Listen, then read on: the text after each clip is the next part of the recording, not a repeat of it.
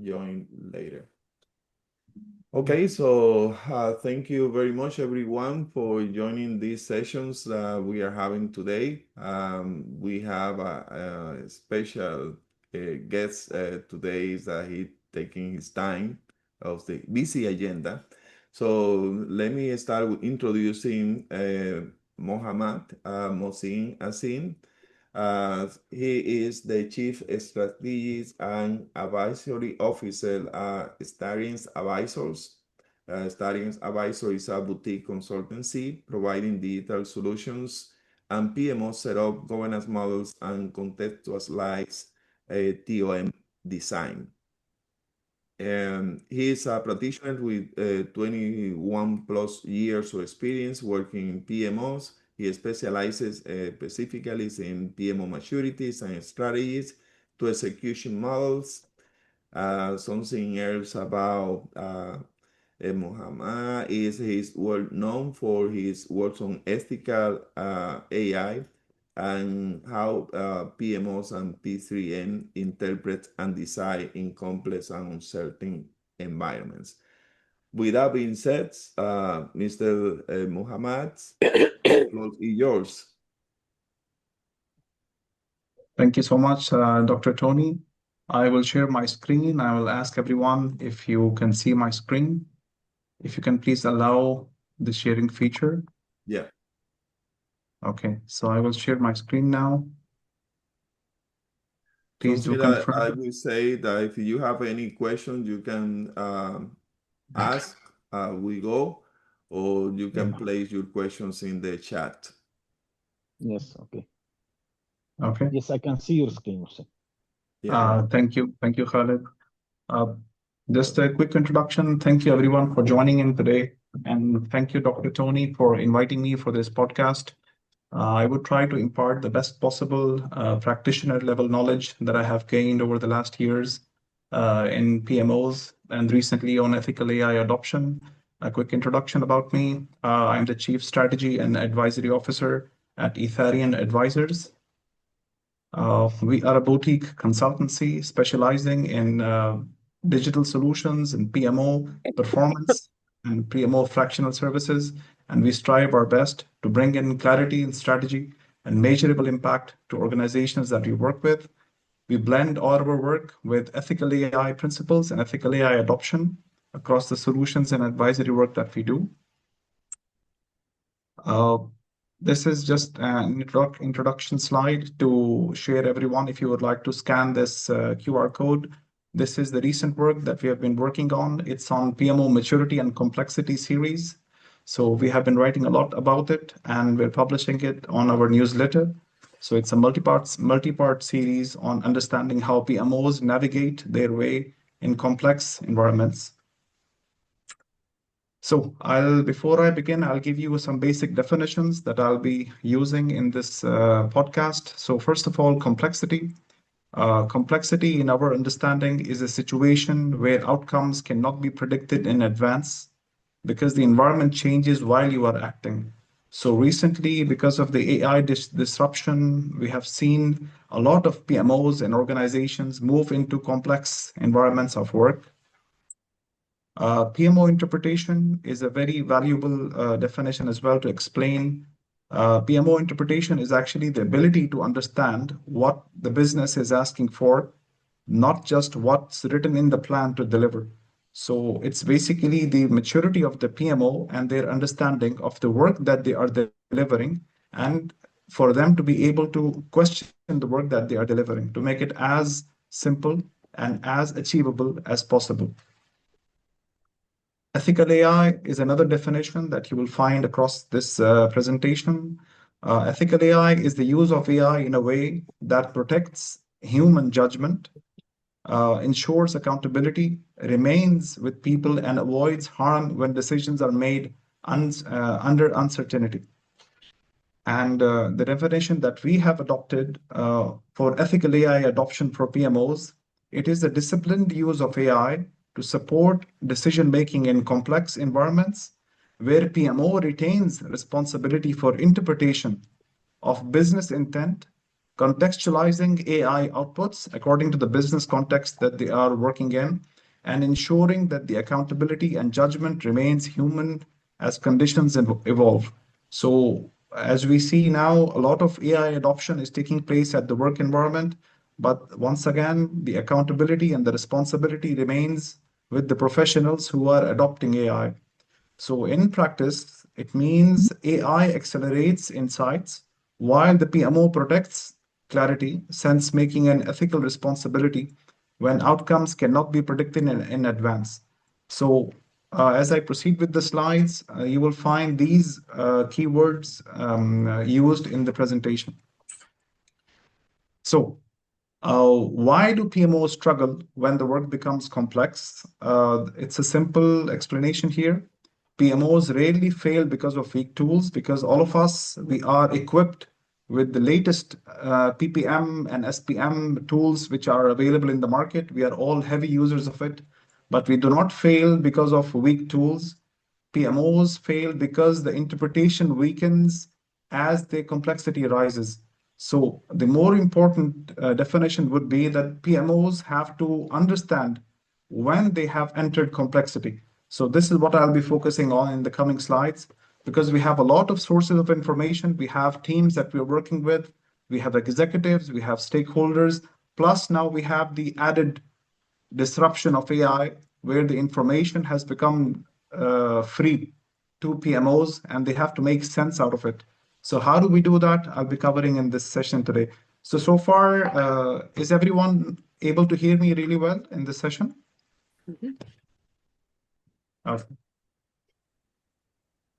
Okay, Yes, yes, this slide explains the shift what PMOs normally miss, that what happens when we proceed while we're working and we enter the ambiguous work zone. So clear, simple definitions. Simple works that we work on, it rewards execution because we have documented methodologies that are applicable in simple environments. And complicated work rewards expertise and experience. So whenever we are in complicated projects, our experience helps us. We learn from the good practice that we have learned. We learn from the best experience that we have gathered in the previous projects, and it rewards us in complicated projects. Whereas when we are in complex environments, sense making prevails and judgment prevails, and interpretation becomes our key skill that we have not carried with us from books and that we have not carried with us from complicated projects. So sense making becomes a group exercise where PMOs cannot necessarily work alone in silos. PMOs have to be really embedded inside the organization structure. They have to be integrated really well in the departments that they are serving and they're working with, so that sense making can be a group exercise as we proceed on projects. So there is a small graph here that will show you what it explains. It explains that normally you have on the y-axis the complexity of environment on the time, and x-axis we have the time. So complexity, normally it's a variable activity, and as complexity grows, necessarily the difficulty of work and maturity of the PMO gets challenged a lot. So when it starts to stabilize is when PMOs actually begin to make sense of their work. They work closely with the stakeholders and they do economical decisions that involve group of practitioners that they work with, and that helps in taking decision forward. I have built a model recently that is going to be published very soon as well. It's a four-quadrant model that explains the following. It has four quadrants. We have on the x-axis, we have low complexity versus high complexity, which is two extremes, which is for the environment. And on the y-axis, we have the weak interpretation and strong interpretation of the PMOs. So this is basically a PMO skill. So what I understand, what I name actually is the in the low complexity organizations with weak interpretation, PMOs remain as unchallenged maturity. Work gets delivered simply. There is no challenge there. Issues remain hidden. There is no a lot of focus on issues in the projects, and PMOs appears stable, but PMO in this stage is at a very fragile location, and they could be wiped out whenever the complexity rises. The second quadrant that I name is the comfortable maturity, which is what I understand that when we have a low complexity environment and we have a highly mature and highly and strong interpretation capable PMO department, so that's a comfortable maturity for them. They have clear objectives, they have predictable outcomes that they need to deliver, they have strong interpretation, being mature PMOs, and that environment is necessarily a less challenging environment for the PMOs because they do not have a big challenge over there to deliver. Best practices normally work. They have processes and methodologies that execute really well. The danger zone that I think of is for those PMOs who have weak interpretation skills and they are working in highly complex environments and highly complex projects, especially recently with the AI disruption coming in. So I find PMOs in a danger zone for those who will not improve and those who will not build strong interpretation skills. So in the danger zone, there is frequent priorities conflicting between each other, between stakeholders, with the C levels. So we have a lot of priorities conflict. PMOs who are weak in those areas, they believe that better reporting will make them more visible, whereas that's not the case. Better reporting does not solve issues. In fact, clarity drops more if they work on more of those reports, which become just documents which are in the archive. And decisions keep changing on a regular basis. Yesterday's decisions are not applicable today. Today's decisions may not be applicable tomorrow. So in those situations, decisions do not stick, and that's a danger zone for the PMOs. The true maturity, in my understanding as a practitioner, is when the PMO is highly mature, they have very strong interpretation skills, they have good experience, they understand the context really well, and they are working in a high complexity environment. So they do not believe in a lot of reporting activities. That's basically administrative role that AI can take over at any time. So what they work on is better conversations, better sense making, more engagement, and more influence with the stakeholders. And the decisions that they do are trade offs. Trade offs means that they negotiate their decisions really well with the stakeholders. Of course, they take requirements from stakeholders, they know the objectives stakeholders are asking for. Rather, they negotiate really well because they know at the end what is the capability they have in terms of deliveries. So in those complex situations, judgment wins over rigid control. So in those environments, you will not find methodologies or rigid methodologies applicable. We have to be flexible. PMOs have to be flexible in those environments where they can generate methodologies which are a good fit for the context that they are delivering. If it's a complicated and complex environment, they will build a methodology that is aligned with the customer's context and the complexity that the customer is working on. So that necessarily may not be a published methodology. It's just something contextualized according to practice. So as I proceed, I'll explain these four quadrants. And should you have any questions, please do write those down on chat. At the end, I will be answering those questions as well. So the very first quadrant, I'll explain it more here. It's the low complexity and the weak interpretation zone where the maturity remains unchallenged. The work is very simple to be delivered. There is no complicated activities required. Those are simple projects. And examples of those projects would be compliance projects, small internal system upgrades required, or repeated initiatives that can be delivered using old templates. So those are simple complexity zones where PMOs are delivering, and there is not big of a challenge over there. So you might find that in those activities, the learning is not a lot for PMOs. The second zone, the second quadrant that I have is the comfortable maturity. Comfortable maturity is also less challenging. Rather, you require experienced PMOs in those locations, in those zones to be able to understand the complicated projects that they are delivering They know that the outcomes are predictable. However, they are flexible as well at the same time. They have very strong interpretation skills, and some examples of such projects would be an ERP rollout in a single function of an organization. For example, an ERP rollout in a finance department is a complicated project. Rather, it's not complex. It's something deliverable, can be delivered, something achievable, where the maturity of the PMO and the experience helps. Uh, an infrastructure refresh could be another example. A controlled optimization initiatives projects could be another example of the comfortable maturity zone. The third quadrant that I have is called the danger zone. This is where I advise all my PMO mentees to be very careful to make sure that they are learning the good practices which are available by organizations like which are giving training courses to PMOs, help them mature better, help them understand better, helps them to guide how can they build impact over what they are delivering. So in this zone, priorities always conflict. There are changes in coming in all the time, maybe because of government regulations. So right now we are seeing that AI regulations are coming in country by country. Sometimes those regulations are being changed every month as well. So at those locations, at those zones, it's a high complexity environment, and the PMOs have to interpret what's happening.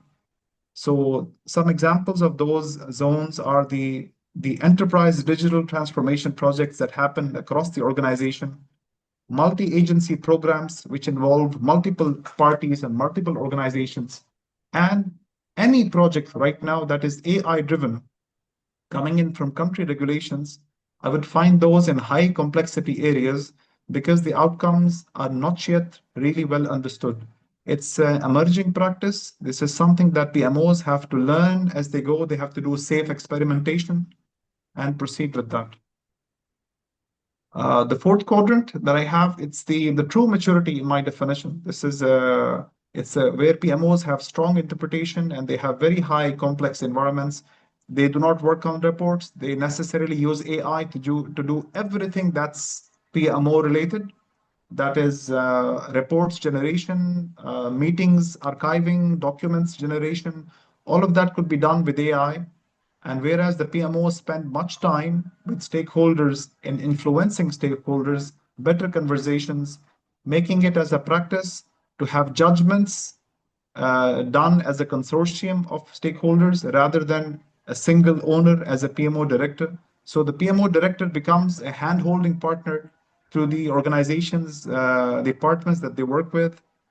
Some real examples would be national level programs, large transformation portfolios, safety critical environments where we have high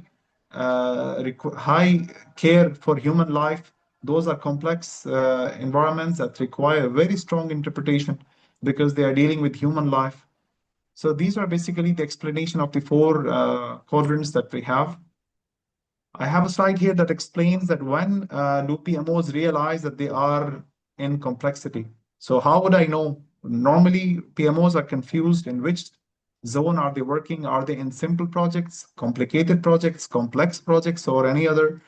So some hints that I use normally for myself is decisions keep getting revisited. So I have made some decisions today or yesterday with the C levels, and in a week's time or a month's time, I realize that those decisions are being revisited by the C levels. So this is an indication that I'm entering a complex environment of work. So I have more data, a lot of data is coming in. However, I have less and less agreements with the stakeholders. The third sign that I normally find is that project plans expire faster than expected. So a plan that we have made today, a month later, that plan would have to be revisited. It has expired. There is regulations coming in. We have to change. There is changes coming in from the stakeholders. So that's another example. The fourth one that happens a lot with me in my work is actually that assumptions are not valid anymore. So sometimes we have a project charter document in which we have project assumptions. And while we are executing the project with the project managers, we realize that those assumptions are no more valid. The environment has changed. So these are just some indications, and there are many more that guide us that we are entering complexity. Okay, I have a slide here that explains that whether maturity is a stagnant situation for PMOs. For example, PMO may work very hard with the departments, with the stakeholders, with the teams that they are working with, and they realize that we have reached a high level of maturity, and that's it, we are done. Whereas that's not the situation. For PMOs, it's a very, very volatile activity. PMOs have always to be in a state of adaptation and evolution so that they remain relevant. This is a dilemma that comes with this domain that I have experienced. So maturity is not permanent. A PMO may be very mature in one domain of business that they are delivering and they're doing an excellent job. And the same PMO may not be mature in another domain of business. For example, an aviation PMO may not be a very successful PMO in construction. So those things are context oriented. PMO maturity is not a fixed award or a recognition. It has to be evolved as the business evolves. And another important point is the comfort level that PMOs normally reach. Comfort erodes discipline, and without discipline, maturity erodes as well. So, as human psychology, what happens is that we try to return back to our old ways of working. Even if we have new applications, we try to apply old ways of working in new applications, and that's a sign of demotion of maturity. So maturity should be maintained. It's an exercise that have PMOs have to do to maintain at higher levels of maturity. There is just a small visual here that explains that how a box that's a black box starts eroding from outside. Okay, what changes when AI enters the system? So we know that AI is entering the system. Every few days, we see new tools coming in, and we see new versions of LLMs coming in. The previous versions of LLMs getting removed overnight. So the information content is coming to us at faster speeds than human brain can process. So how do we sustain our work in those environments? We have shorter decision windows. We have, but at the same time, the positive thing is that we have earlier exposure to gaps. So as we proceed, as we work with AI more and more, and we adopt ethical practices on AI, we get better informed with the help of AI on what's coming up in projects, where would the challenges be. So we don't take what's coming with AI as something that's final. We understand it, we build our opinions about it, we test it, and then we advise the business that what's coming up and how do we need to change. So PMOs will become the interpreters of organizational change before projects take that over. So what I'm trying to say here is that as AI is entering our work practices every day on a daily basis, nothing should go towards the projects as an implication until PMOs interpret what would be the impact, what would be the risks. If they're working with foreign imported AI, let's say I'm here in Saudi Arabia, I'm using Chinese AI, I should be aware that what the Chinese AI is trained on. If I'm using European AI, I should know what are the guardrails for me to follow and how should I train the models on local context. Ethical AI in PMOs is something very important for us. I advise all the PMOs that I work with that they have to learn the principles of ethical AI. And when they learn the principles of ethical AI, they will be able to implement those principles in their context. There is no hard and fast rule or a book that guides them how to do it. They have to be the expert in their domains, but they need to follow the principles. For example, human accountability. So as AI is taking over, they have to work on human accountable formats. Even if project documents are generated through AI, they have to stamp them by a human at the end of the day, because humans should remain accountable. We have principles of transparency, we have principles of explainability. So whenever we have a decision that we have been guided on by AI, we should be able to explain as PMOs that what's the implication of those decisions at work. We should know principles of fairness. We should be aware about bias awareness, because bias awareness is really there. Sometimes we get some nudges you may have experienced while you're chatting with an LLM. You sometimes get some recommendations from those LLMs, those chat windows. So you have to be aware that not everything that's coming to us as a recommendation is applicable in our context, in our cultural situations that we are working in. Data responsibility, we advise our PMOs that you have to be very responsible on the data that you share with AI. It's you have to make sure that you are following the non-disclosures that you have signed with your stakeholders. If you have signed with your stakeholders that their project information, their organizational information, their project weaknesses will not be shared by with another organization. That means it will not be shared with AI as well. AI is an external party to us as project delivery people. So uh, context sensitivity, proposed usage of AI, oversight and review. We always have to have human in the loop. So if we have people working on AI agents, we have to have responsibility. We have to have human uh, human stamping on it. We have to be aware about decision traceability, risk awareness, and continuous learning. Closing reflection. Some key points that you can take from this session is that complexity is here to stay. That's what I sense. Complexity will not be going away anytime sooner. It's here to stay. We just have to find our ways in complexity. We need to understand how to navigate in those situations. Plus, AI is increasing pressure on us. We have a lot of pressure from executives, from countries to make sure that we are using AI in an ethical way. So maturity in my definitions, maturity I mean for PMOs, will live in thinking and continuous evolution and adaptation with contextual understanding. So this is how I see that in the coming period, that's how we will be defining PMO maturity. So we will not be defining PMO maturity based on the courses or based on the capabilities or technical capabilities or the tools that they are using. It would be rather adaptation to contextual understanding and understanding of the environment that they are working in. Being able to change, that will become a strength point for PMOs of the future. Thank you, everyone. Mohammed, This I is have just, an interesting question from Leland. yeah. Um, you can see in the chat, what is the best way to cite AI in every call or presentation or proposal?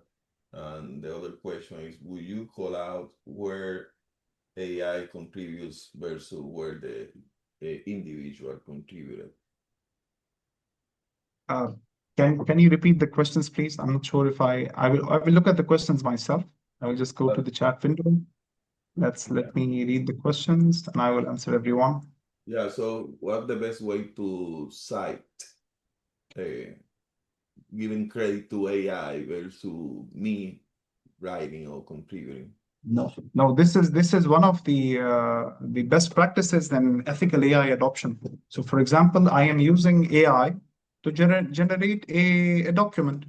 Mhm. So, what I do as a project, as an ethical AI practitioner, is that I write in the document that this document was generated with the help of AI and improved with human oversight. So this is transparently to be advised. It's rather than your stakeholders finding it out from the mistakes in the document, the hallucinated data in the document that this is AI generated.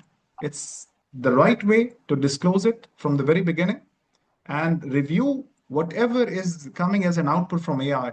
Because keeping in mind that in AI there is temperature setting. I'm sure most of you are aware about temperature setting in AI. So temperature setting is very important. We keep the temperature to 0 or at max 0.2, what I normally do, so that the generated content is not hallucinated. We have references that we can cite. So the right way would be use AI to generate a risks document, but at the same time, make sure that you document it really well, that this is generated with the help of AI, but this is validated by a PMO. I can give you an example right now. Let me give you an example. We work here in Saudi Arabia. And here, the biggest risk in projects is not a financial risk for us. The biggest risk in projects is reputational risk. Oh, wow. Reputational risk in this country matters more than financial risk, which is in the US.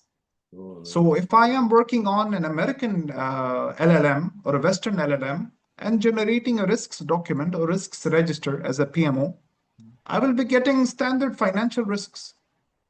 If I am here in this country, in GCC in Saudi Arabia, I would update my risks register, make sure the reputational risk is added there. So that will be my addition because I understand the local context. I hope I was able to answer you, Leland. Yes, thank you. That was great. yeah. So do you have any experience yourself writing Leland some documents? So what your take on that? Do you cite when you use AI to help you in drafting a proposal or something?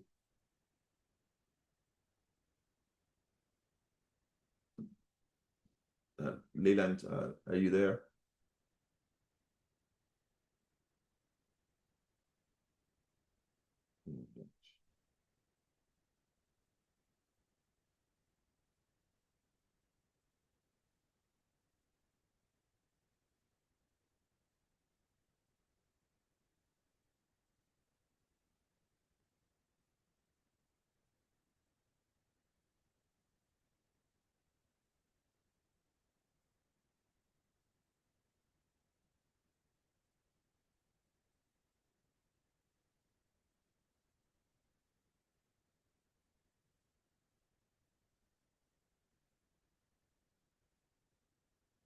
No, my no.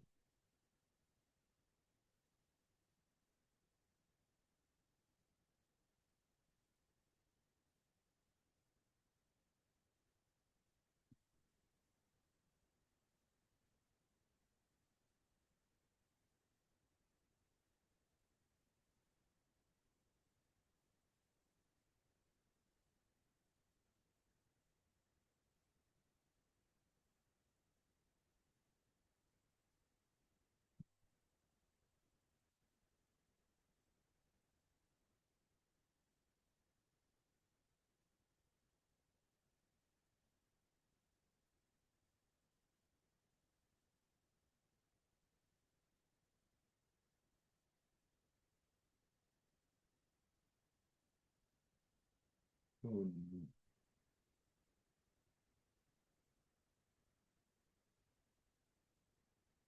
That site properly.